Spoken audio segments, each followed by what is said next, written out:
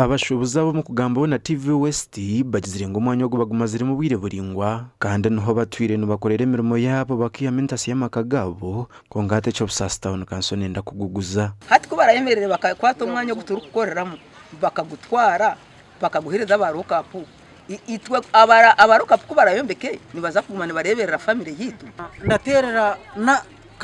kano idisi nakalemo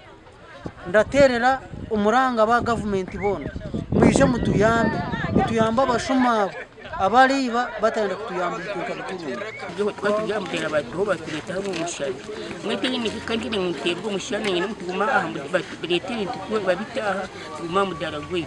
kandi abari resetete zahampa ndazwaje bagabiza bari nazi bamwe mu baturani bagira ngo utabona kanso yabikurungu ekabe n'itaka ryinji konga ryo nabaruguriza ryawaho kandi hati nakasasiro batantire kugishwa mu mataka g'abantu ahabo kugira ngo utabona kanso tecini itaka yarisigireho renda kuzamu mikono etashemire eyi bari kutugambira ngo barigurize kandi tutaramanya no kuri guzibwa mbenu twabategereza babura ahashaye jaho twayikira konka nitushasha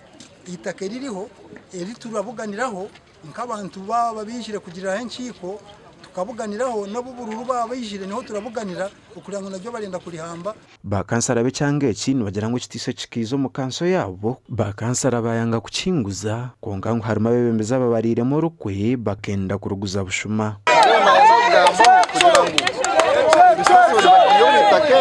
kandi tubakansarazi tukazamu mu kanso tukamanza twashita mu general purpose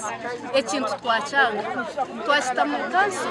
ekintu twacanga kabebembezi tutireho uburyo aho kwa tukoresa ubushobozi bwitu kabebembezi ubwo kubanza tukozere minute yo kugira ngo stopinge uburizingo butakobo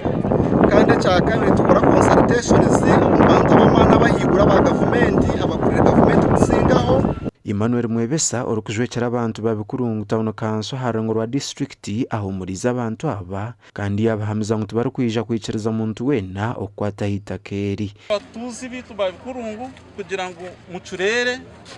mutebekane government ya Uganda ne Rwanda rubusinje ninungi teraze kwikiriza ebintu byo uribwengusi gasha kwa danu basubye